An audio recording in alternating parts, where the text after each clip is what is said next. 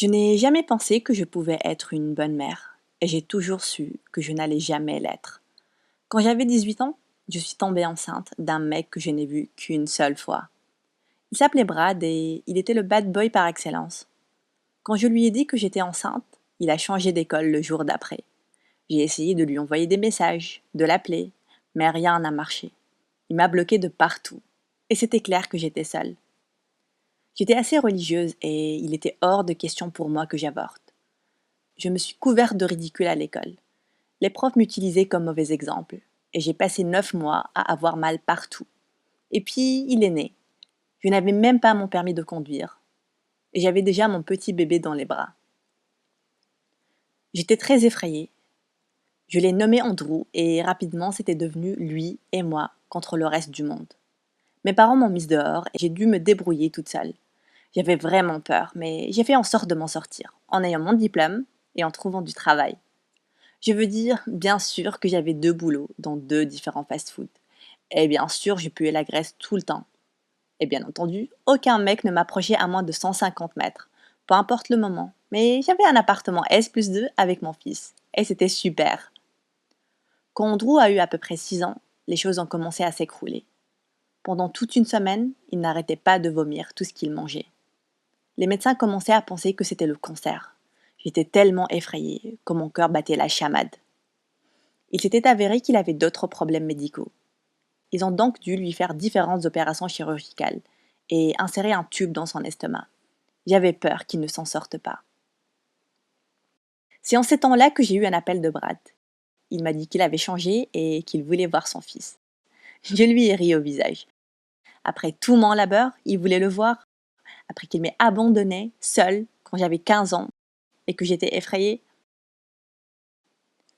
Je l'ai ignoré et j'ai bloqué son numéro. En même temps, je souhaitais vraiment avoir une paire de mains pour m'aider.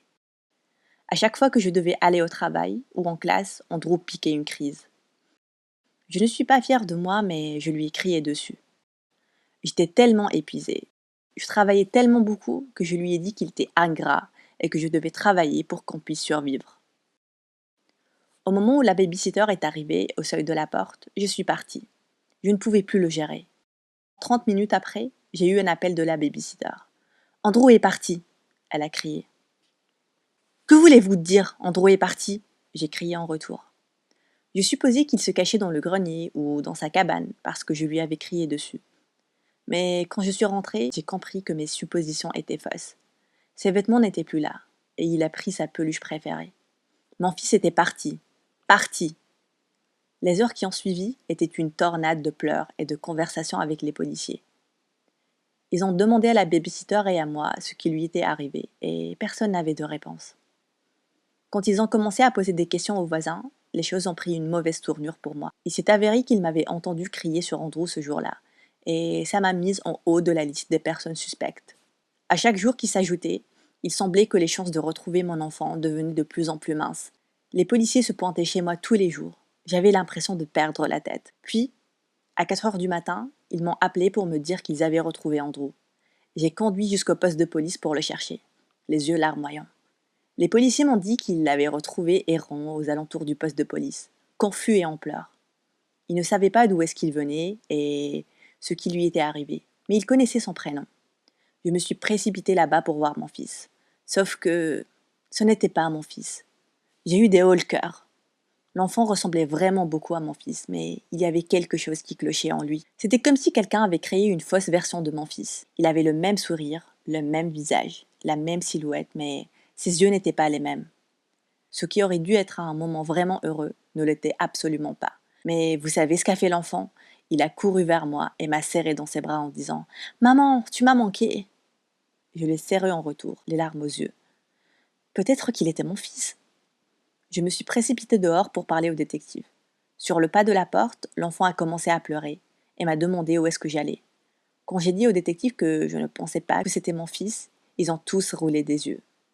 Si ce n'est pas votre fils, alors où est le vôtre? Avez-vous quelque chose à voir avec lui? Il vous a appelé maman.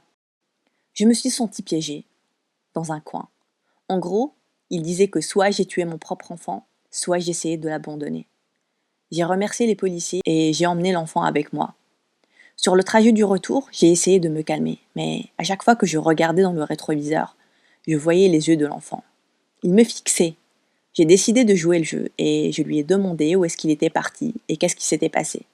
Il a dit: Je suis parti un moment, mais je suis de retour, maman. Même sa voix était différente.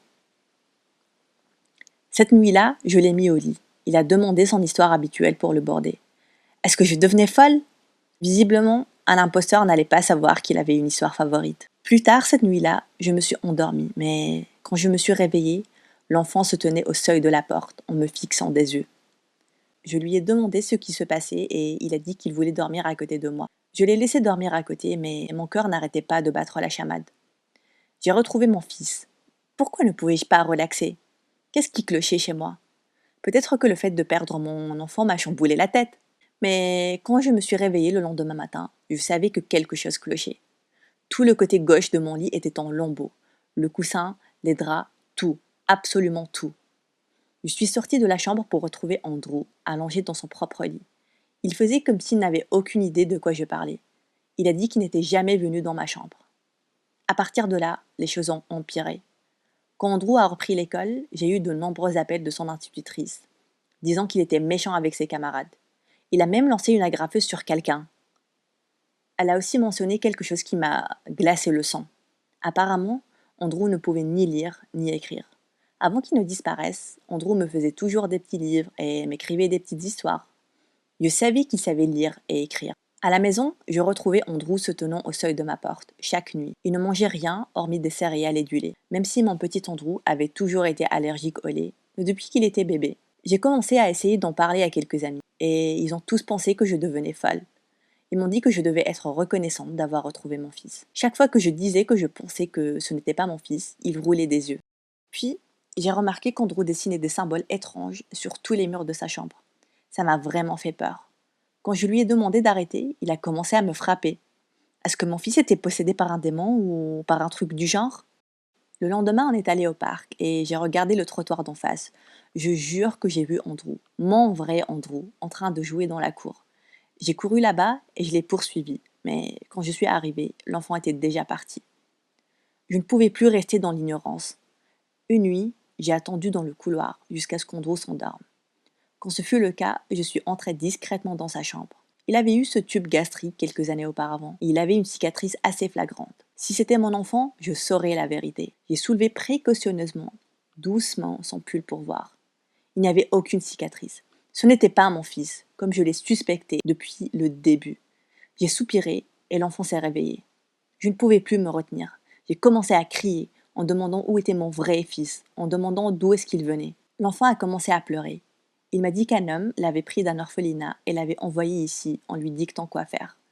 Il a dit qu'il ne voulait pas couper les coussins ou me réveiller, mais l'homme a dit qu'il le saurait et qu'il allait le renvoyer à l'orphelinat s'il ne faisait pas ça. Je pouvais entendre mon cœur se briser en 1000 morceaux. Ce pauvre petit orphelin a littéralement été forcé par le chantage. Il m'a dit que son vrai prénom était Cyrus. Je lui ai demandé s'il savait où la maison de l'homme se trouvait. Le garçon a acquiescé et a dit qu'il pouvait m'y emmener. On a conduit à travers la ville jusqu'à ce qu'on atteigne un petit chalet. J'ai demandé au garçon de rester dans la voiture.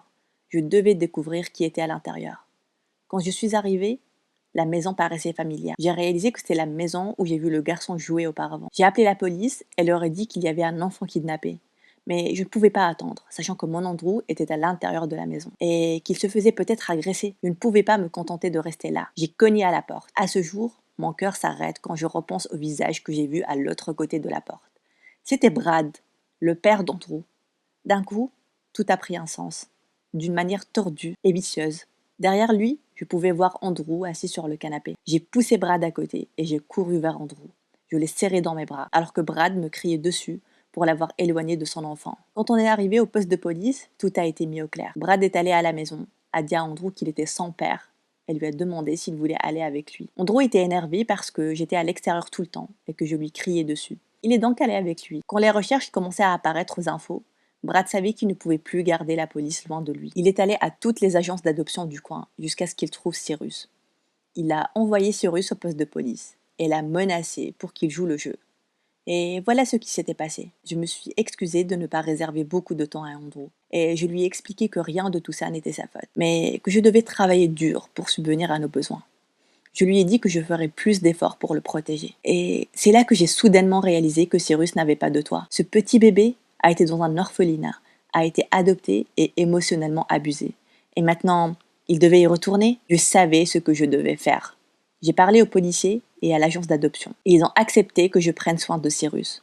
Puisque j'étais sur le point de devenir une infirmière l'année prochaine, j'allais avoir plus de temps et je donnerais à mes fils l'attention dont ils ont besoin. Éventuellement, les choses ont pris une nouvelle tournure et j'étais très contente que Brad ne fasse jamais partie de l'éducation de mon fils. Pas seulement parce qu'il était une mauvaise personne, mais aussi parce qu'il était assez stupide pour penser que son plan allait marcher.